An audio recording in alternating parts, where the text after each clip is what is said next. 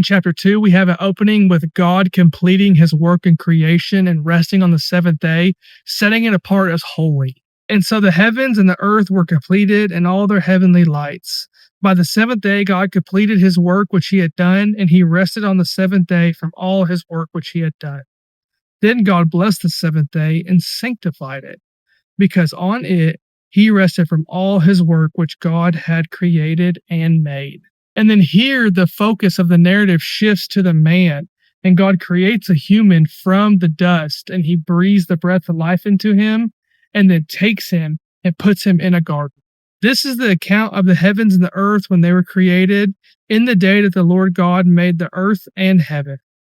Now no shrub of the field was yet on the earth, and no plant of the field had sprouted yet. For the Lord God had not sent rain upon the earth, and there was no man to cultivate the ground. But a mist used to rise from the earth and water the whole surface of the ground. Then the Lord God formed the man of dust from the ground, breathed into his nostrils the breath of life, and the man became a living person. Then the Lord God planted a garden towards the east in Eden, and there he placed the man who he had formed. Out of the ground the Lord God caused every tree to grow that is pleasing to the sight and is good for food. And the tree of life was also in the midst of the garden, and the tree of the knowledge of good and evil. And in this next section, we have a river that flows from Eden, breaks into 4 parts, and waters the whole land. Now a river flowed out of Eden to water the garden, and from there it divided and became 4 rivers. The name of the first is the Pishon, and it flows around the whole land of Havilah, where there is gold. The gold of that land is good. The bdellium and the oxenstone are there as well. The name of the second river is the Gihon. It flows around the whole land of Cush. The name of the third river is Tigris. It flows east of Assyria. And the fourth river is the Euphrates. In the next section, God takes the man, places him in the garden to work and tend it, and then gives him a command to not eat from the tree of the knowledge of good and evil. The Lord God took the man and put him in the garden of Eden to cultivate and tend it. The Lord God commanded the man, saying, "From any tree of the garden you may freely eat, but from the tree of the knowledge of good and evil you shall not eat.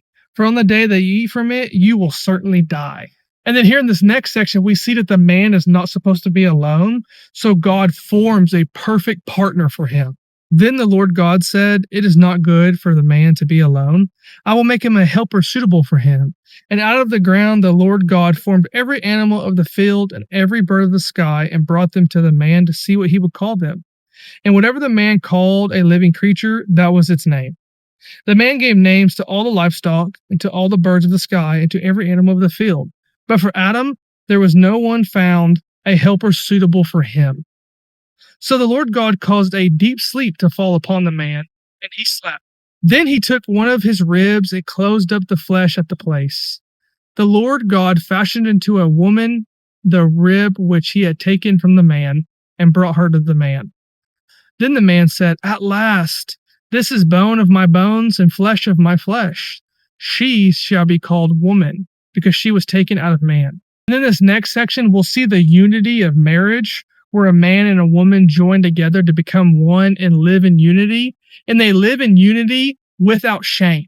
For this reason, a man shall leave his father and his mother and be joined to his wife, and they shall become one flesh. And the man and his wife were both naked, but they were not ashamed.